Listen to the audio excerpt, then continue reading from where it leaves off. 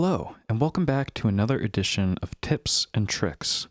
Today we're going to look at how we can use Waymaker's sequencers to build up long, evolving, and eventually repeating sequences, but something that repeats at a pace that is much slower than what you might expect with other melodies or sequencers. So we're going to look at 3 different ways that we can combine 2 of Waymaker's sequencers to create these long and eventually repeating sequences. So I'm going to start by creating just a simple little step sequence here. Just going to be a really basic melody, something that we can kind of recognize.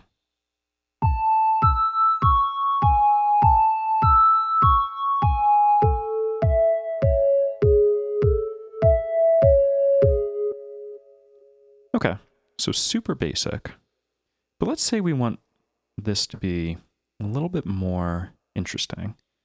I want to change the pace at which it is playing these notes. So we can do this by putting a beat sequencer in front of this step sequence. So I'm going to create a beat that progresses kind of irregularly. I'm going to make a 5-step beat sequence. And let's say that it progresses every 8th note. And then I'm going to go back to our original sequence, and I'm going to set this to advance when a note is received. If you're working in something like Eurorack, you would say that this beat sequence is clocking this step sequence now. Basically, what we've done is we've created a rhythm with an irregular length. It's got 5 steps, and it is going to progress this step sequencer, which has a length of 4 steps. So, combining that means that this sequence overall is going to repeat every 20 steps now, every 28th notes. Why don't we hear how it sounds?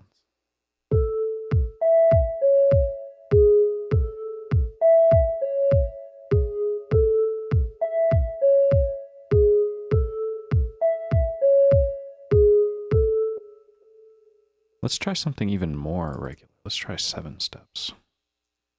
Maybe we'll speed that up to 16 notes.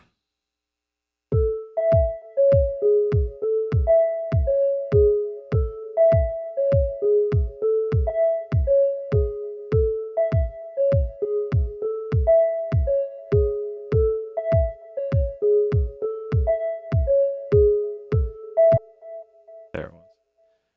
So now every 28 16th notes, this sequence is going to repeat. And I think this is a really fun way to take a simple melody and just kind of spice it up a little bit. You know, this is a recognizable melody. It's, in terms of its pitches, we come to recognize, you know, this melody and the contour of it. But now it's moving at a less predictable pace. So we can kind of play with this relationship between pitch and rhythm in a really unique way here, where we're kind of decoupling the pacing and the pitches of a melody.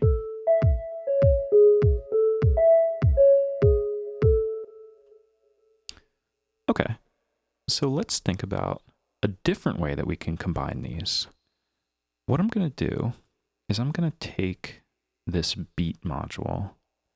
I'm actually just going to put it after the step sequencer now. And the step sequencer, let's make it a bit longer. I'm going to make it, let's make it 8 steps. We'll just make it something like that. And now I don't want this beat sequencer to do anything right now. So I'm I'm just going to drop it down to one note. And now I'm going to have this step sequencer progress itself. So let's hear how that sounds.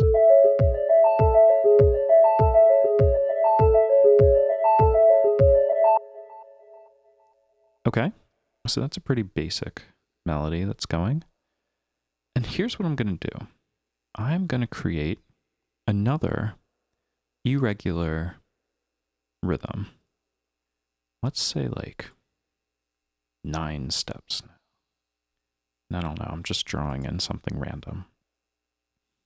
And this beat sequencer is now coming after our step sequence, which is generating MIDI.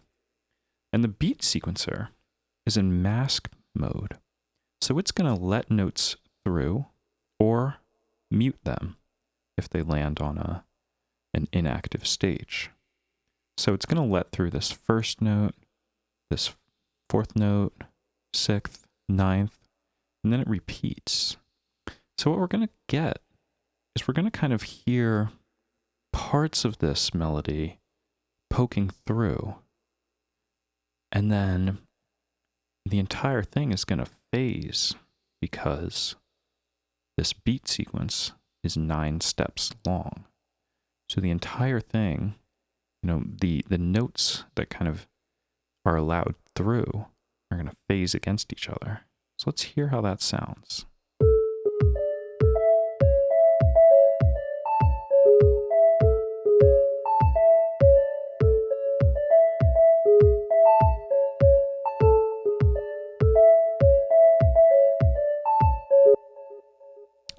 So this melody it guarantees that these notes are going to land in the same place. This note is always going to be on a downbeat. It's going to happen every half note. And this is always going to be on the 16th note right after the previous one. They're always going to land in the same exact place in the bar. But the question is whether or not they actually happen. And so now we've got this 8-step sequencer, which is being masked by this 9-step sequencer. And the end result is that now this is going to repeat every 72 beats. So it'll take some time for you to hear the exact same thing, which is another way that we can kind of play with this relationship between melody and rhythm. And this gets even crazier if you start to make these 2 prime numbers. Now all of a sudden it's going to take a long time for these to repeat.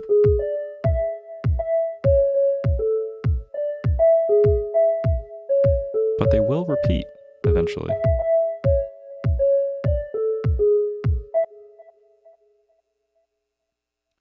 Okay, and the last thing I want to show is kind of a technique that is agnostic of rhythm, but it still kind of creates these long, sparsely repeating sequences. So I'm going to go back to our original melody, and I'm going to change the sequencer after it to another step sequence. And this one's in transpose mode. So let's just hear how this sounds.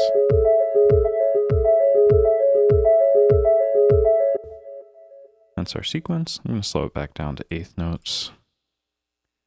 And I'm going to create a transposition for this original sequence. And I'm going to have it at an irregular length. So let's make a 5-note transposition. Let's say, for the purposes of this, what might be the most easiest to hear would be to go up an octave sometimes. So we have this original melody. Then it's going to get fed into this transposing sequence, which is 5 steps long, and it'll change the octave sometimes. Let's hear how that sounds.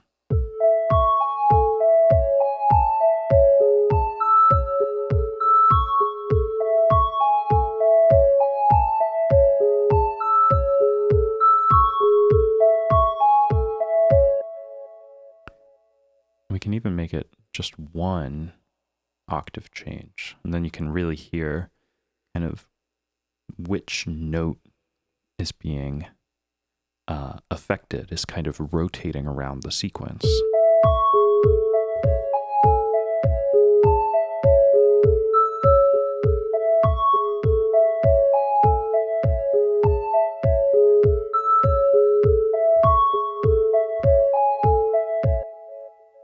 So it creates this kind of like polyrhythmic effect. We could even combine these two concepts if we want to just really throw the kitchen sink at this. Let's do something like that. And then I'm going to set this sequence to progress when a note is received. And then I will do the same for this sequence. So now they're both clocked by this rhythm.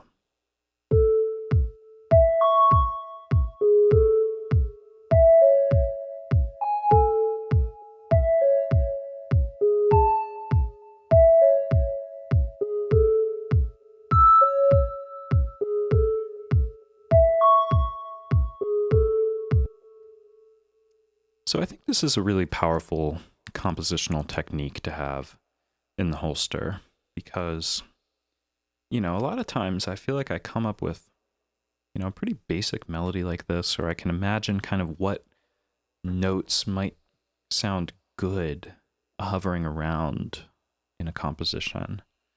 But this is a technique that lets you take even the most basic melodies and just make them a little bit more interesting. You know, maybe this is kind of just a background element, or maybe you just need a little bit of, you know, ambience on top of what you've got going on, or maybe you need a, you know, this could be good for a build up or good for an intro, an outro. You could even kind of do something like this for an intro and outro, and then, you know, just go back to a regular rhythm, you know, for the rest of the song. Could be a nice way to kind of introduce a rhythm or introduce a melody and then reveal it afterwards.